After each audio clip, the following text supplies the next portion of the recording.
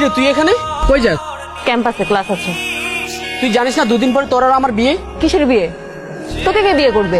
তুই কাজিন আছিস, কাজিনের মতো থাক। সেই ছোটবেলা থেকে তোর আর আমার বিয়ে ঠিক করা আছে, আর এখন তুই আর তোর ফ্যামিলি সেটা অস্বীকার করতেছিস কেন?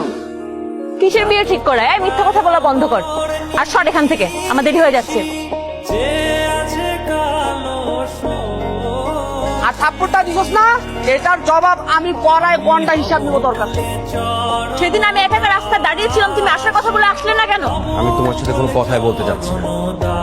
যে মানুষ ভালোবাসার মূল্য দিতে জানে না, যে মানুষ সরলতার মূল্য দিতে জানে না, আমি তার সাথে থাকতেই চাই না।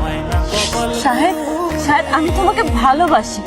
আমি কখনোই তোমার সরলতা, তোমার সরল ভালোবাসাকে অবমূল্যায়ন করিনি। তুমি কেন এরকম করছো আমার সাথে? তাহলে ওই ছেলেটাকে? কোন ছেলেটা? ওই ছেলে যার সাথে তুমি রাস্তায় হাত ধরে কথা বলছিলা, যার সাথে তোমার 2 দিন পরে বিয়ে হওয়ার কথা, সেই ছেলের কথা বলছি আমি। ভাগ্যটা না আসলে আমারই খারাপ। আমি এমন একটা মানুষকে ভালোবেসেছি যে ট্রাস্ট করতে জানে না। আমি তোমার আর কোনো কথাই শুনতে যাচ্ছি না। আমি যা বুঝার সব বুঝে গেছি। কিচ্ছু বোঝো নাই তুমি, শুধু ভুল বোঝা ছাড়া। ওই ছেলেটা আমার কাজিন ছিল, ওর সাথে না আমার প্রেম আছে, নাই ওর সাথে আমার বিয়ে ঠিক হয়েছে।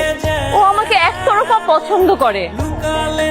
আমার ফ্যামিলি, আমরা কেউই চাই না ওর সাথে আমার বিয়ে হোক। ওর জন্য আমরা নিজেদের বাসা ছেড়ে ভাড়া বাসায় চলে এসেছি একটুখানি শান্তিতে থাকার জন্য। আর ও এখন তো ও আমাদের এই বাসার ঠিকানাও জেনে গেছে।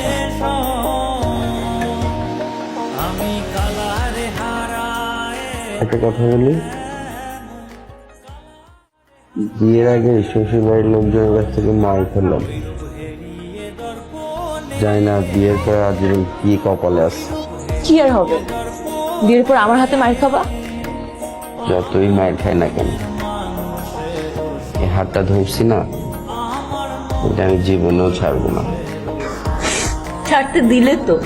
সেটা আমি জানি, তুমি আমাকে জীবনেও ছাড়বে না। আজকে তোমার ভাই কাম প্রেমিক আমাকে যে মাইকটা দিছে, আর তারপর সারা জীবন তো তুমি আসো মাইক দেওয়ার জন্য রেডি হয়ে। ঠিকই আছে একদম। আর কি বললো তুমি এটা? প্রেমিক মানে কি? কেউ একতরফা পছন্দ করলে প্রেমিক হয়ে যায় নাকি? ফাইজলামি করতেছো তুমি এখনো আমার সাথে? তোমাকে আমি এখনই মার দিব। এত মার খেয়েছে শরীরে আর কোথাও জায়গা পাই নেই, শুধু এই জায়গাটা সুরক্ষিত আছে। তুমি চাইলে এখানে মারতে পারো। আমার জামাই, আমি বুঝবো যে আমি কোথায় মারবো। তুমি এত কথা বলো কিসের জন্য? তোমার কাজ শুধু মায়ের খাওয়া আর বাজার করা। শুধু কি মায়ের খাবো আর বাজার করবো, ভালোবাসবো না? খুব আসছে সে ভালোবাসতে। কয়েকটা পিচ্চি ছেলেদের সাথে পারলো না, মার খেয়ে এখানে পড়ে আছে। আর বুঝো না কেন, ওরা তো আমার শালা, শালাদের গায়ে কি হাত তোলা যায়?